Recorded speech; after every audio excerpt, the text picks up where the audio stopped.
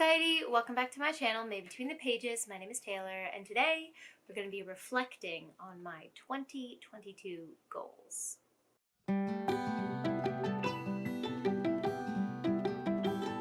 Did I set out to do what I wanted to do in 2022? That's what we're going to check today. I had quite a few things that I wanted to accomplish this year. I rewatched some of my earlier videos to see how I did, and let's just say she wasn't so successful. Let's start first with the classics challenge that I had. My goal was to read one classic a month. I did start out strong. I believe it was for the first 2 months. I read steadily, one a month. And actually for the first month, for January, we did have a little group chat going. There were some people that read it at the same time, and that was the Picture of Dorian Gray. And we were active in the group chat when we read it, but I was supposed to plan a live, and it just never happened. I'm not really sure what happened. I think there were a couple dates that I was planning on, but it didn't work for some other people, and the live just kind of disappeared into the ether. And from there, the idea of buddy reads kind of poofed with it. Myself and Yolene really we had pure hearts when we planned to read a lot of these together, but it just didn't happen. So in January, we read The Picture of Dorian Gray, which I gave 4 stars to, and I'd wanted to read it for a long time, so I am really glad that I read that. And then in February, I read Pride and Prejudice, but that was just by myself, and I adored that. I gave that a 4.5, but I listened to it via audiobook, and I strongly have a strong sense that if I read it physically, it would be a 5-star. So definitely want to buy that physically and give it a reread at some point in the future, but I really enjoyed my first Jane Austen. And then March happened. And you know what happened in March? Moby Dick. If you've been around my channel, this is just a running gag at this point. You can assume until further notice that Moby Dick will be a continuous part of my TBR. Because while I really, and I mean this, have enjoyed what I've read so far, something about that book, I can only read it in little snippets and when I'm in the right mood. And I don't know what it is. It's not that I don't like the book. I'm not sure what chokehold that book has on me, that it's just, I can't seem to finish it. But I am still probably about 30% of the way through Moby Dick.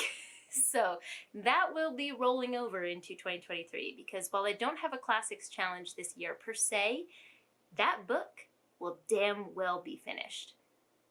That, it will not defeat me. So Moby Dick will be rolling over. And after that, I did read a couple other classics. Dr. Jekyll and Mr. Hyde, The Black Tulip, but none of them were really associated with this particular challenge, so I would just say that I objectively failed at this. But I did get a couple classics read out of it, so there is that. Another goal that I had was to get my channel monetized, not because I feel like I'm gonna be making bank, because I know it's gonna be pennies. Maybe it'll pay for one book, you know, that I buy throughout the year. It was just kind of the principle of the matter, wanting to achieve that, and that has not happened yet. I do have the subscribers for it, but I just don't have the watch hours yet. And a lot of that came from me not making as much content this year due to just stuff that happened in my life, and life changes, and, you know, the hours haven't racked up yet. But fingers crossed that that will happen this year. I've just kind of come to it happens when it happens, and I took away like the hard goal of that, because I don't know, like I said, it's not like it'll bring in the cash anyway, and I love what I do, so we'll see. Now the last like big goal I had for last year was to read through my physical TBR. So I made a physical TBR jar. I should have gotten that down before I sat down. It's gonna stay up there. It's a little jar full of paper that has little paper slips that have all my physical books that I haven't yet read. There, that's what it is. You'll see it in all of my TBRs for the last year, and you'll see it this year again because it is making a return in 2023. But I would say for that one, I did okay. I was pulling 2 per month. So actually, well, if I think about that, pulling 2 per month, I think I read a decent amount of books from that. But of course, I have bought more books since then that have been added to the jar, so it's nowhere near empty.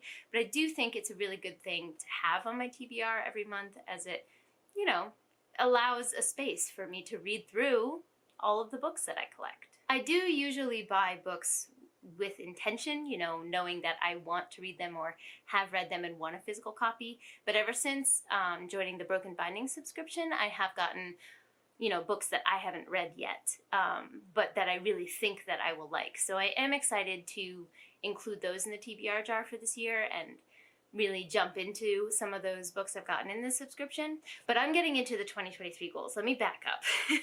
What I'd like to do to finish this video out is show the books that I pulled from my TBR jar but I did not read, which I am putting as a priority reads list for 2023. So the first one is The Hunger of the Gods, which I'm actually currently reading. So I've actually taken off the dust jacket. I'm currently reading it now, and I am thoroughly enjoying it so far. I am this far into it. You can see the tabs. I think Goodreads said 10% into it, and I'm loving it as much as I loved the first book so far, and that is not a surprise. So while this is on the list and is on my priority TBR for 2023 because it's rolling over, I highly suspect this will be done in January. The next one I have is Moby Dick. You'll notice I'm not holding that up, and that's actually because my husband has COVID currently, and he is now quarantined in our bedroom. So I suddenly found myself locked out of that room. And I can't access a lot of things in there unless I ask him to like put it outside the door and I go get it, like some weird drug deal. So Moby Dick is in that room. So it is trapped in the quarantine room, so I can't hold it up, but know that I do physically have that book. It will be continued. The next one is another one that's kind of become a thing on my channel, which is, say it with me everyone, The Helm of Midnight. I did start reading this. I'm about 20% in. I haven't tabbed it, which is silly because this is a lot more complicated than I thought it would be, in a good way. Like, the magic is a lot more complicated. I thought it was going to be more thriller-esque. So I actually kind of want to throw some tabs in here in the beginning just to mark some important points. But I put this down, 20% in. I don't have a reason. I just did. I wasn't disliking it. I wasn't not enjoying it. This is one that I've wanted to get to for ages now, as anyone who watches my channel knows. So yeah, this one will be rolling over on the priority TBR. First half of the year, consider this done. If I watch this in the second half of the year, if I do my mid-year check-in, and this is not done, I'm going to be so upset with myself. The next one I pulled but did not read is Sapiens, a graphic history. This one I genuinely really want to pick up, which I say every time I talk about it. I guess I'm just not a huge graphic novel person in the sense that I don't think to read them. I enjoy them, but I don't have a lot of them, and I guess it just slips my mind every time I'm like, oh, what should I read next? So yeah, hopefully it doesn't do that this time around. So again, priority TBR. I've already read Sapiens, the actual book, and loved it, so I think I'll like this just as much. The next one on this list is Dance of Thieves. Now, this one I don't have physically with me in Japan anymore because I did bring it back to the States when I went home. I brought a couple books back with me that I didn't think I was going to pick up like super soon. Even though I did thoroughly enjoy The Remnant Chronicles by Pearson, and I am interested in Dance of Thieves, it's kind of similar to Sapiens in that I always kind of forget about it when I'm looking for a book to read next. Unlike, you know, Helm of Midnight and Moby Dick, where I seem to like avoid those, and I don't know why.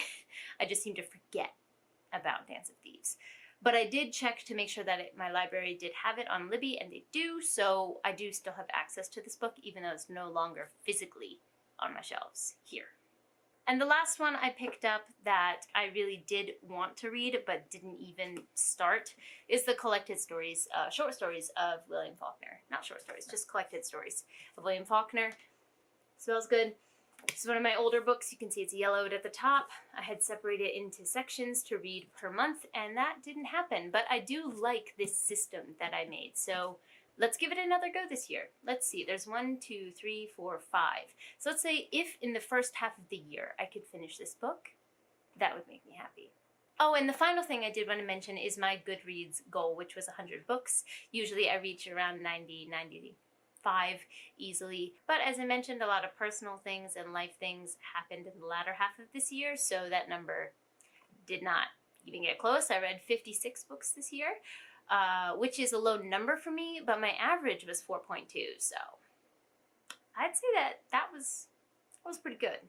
I also think that a fair amount of my energy got redirected to interviews and live content ever since Steve, PL, and I started Page Chewing, which is an interview series that I adore doing. It brings me so much joy, but it is a lot of work between the three of us.